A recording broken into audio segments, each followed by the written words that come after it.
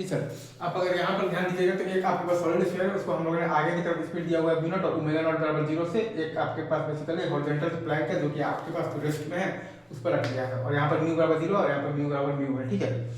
तो अब अगर आप ये बॉटम मोस्ट पॉइंट को ध्यान देंगे ना सर, तो वो प्लैंक के रेस्पेक्ट में फॉरवर्ड डायरेक्शन में मूव कर रहा है। अगर आप यहाँ पर बॉटम मोस्ट पॉइंट पर ध्यान देंगे तो वो प्लैंक के रेस्पेक्ट में फॉरवर्ड डायरेक्शन में मूव कर रहा है। मतलब कि आपके पास फॉरवर्ड स्विंग है तो काइनेटिक फ्रिक्शनल फोर्स लगेगा आपके पास बैकवर्ड डायरेक्शन में लगेगा, right sir, is it true? मतलब कि सॉलिड स्फीयर पर F के बराबर mu M G, kinetic frictional force आपके पास तो लग रहा है बैकवर्ड डायरेक्शन में, और वहीं तो ये वाले तो प्लैंक पर अगर आप ध्यान दीजिएगा तो काइनेटिक फ्रिक्शनल फोर्स F के बराबर म्यू एम जी आपके पास लग रहा है फॉरवर्ड डायरेक्शन में। अगर जैसा कि मैंने यहाँ पर कहा कि अगर आप यहाँ पर बॉटम मोस्ट पॉइंट पर ध्यान देंगे तो वो प्लैंक के रेस्पेक्ट में फॉरवर्ड डायरेक्शन में मूव कर रहा है, मतलब कि फॉरवर्ड स्वीपिंग है तो काइनेटिक फ्रिक्शनल फोर्स लगेगा आपके पास बैकवर्ड डायरेक्शन में लगेगा, right sir, is it true? मतलब कि ये सॉलिड स्फीयर पर तो आपके पास काइनेटिक फ्रिक्शनल फोर्स F के बराबर म्यू mg लग रहा है बैकवर्ड डायरेक्शन में, और ये प्लैंक पर आपके पास काइनेटिक फ्रिक्शनल फोर्स F के बराबर म्यू mg लग रहा है फॉरवर्ड डायरेक्शन में, राइट।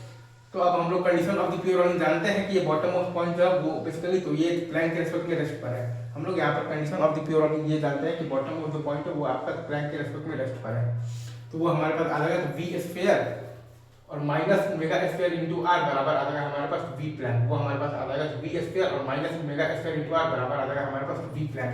तो v एट है हमारे पास v0 माइनस म्यू gt और माइनस आ जाएगा ओमेगा स्फीयर इंटू आर।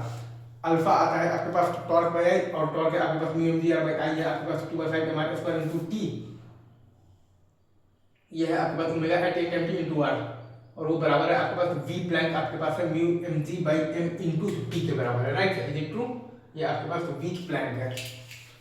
क्योंकि वी प्लैंक के प्लैंक पर हमारे पास basically kinetic frictional force F के बराबर म्यू mg लग रहा है आगे की तरफ, सिंपल। तो v0 माइनस 7/2 म्यू gt बराबर आ गया है mu mg by m into t। तो v0 का वैल्यू आ गया है हमारे पास mu gt into 7/2 plus m by m, t का वैल्यू आ गया है, ये वो टाइम है जब आपका प्योर रोलिंग स्टार्ट होगा, ये टाइम है, ठीक है।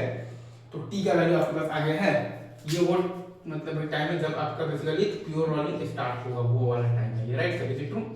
तो आपके पास t का वैल्यू आ गया है v0 by mu g into 7/2 और प्लस m बाय m। तो v प्योर रोलिंग आपका आ गया है v0 into 1 minus 1 by 7/2 plus m by m, और ओमेगा प्योर रोलिंग आपके पास आ गया है 5/2 into v0 by r into 1 by 7/2 plus m by m, ठीक है सर। अच्छा, अब अगर आप यहाँ पर ध्यान दीजिएगा तो अब जब प्योर रोलिंग स्टार्ट हो गया है तो उसके बाद तो फ्रिक्शन का वैल्यू आपके पास 0 हो जाएगा, क्योंकि a square minus alpha is equal to a plank चाहिए, तो फ्रिक्शन का वैल्यू 0 होगा, तो बेसिकली तो ये भी 0 और ये भी 0 और ये भी 0, तो आपका काम यहाँ पर हो जाएगा, ठीक है। आई गेस आप ये कॉन्सेप्ट अच्छे से समझ लोगे, आगे बढ़ते हैं सर।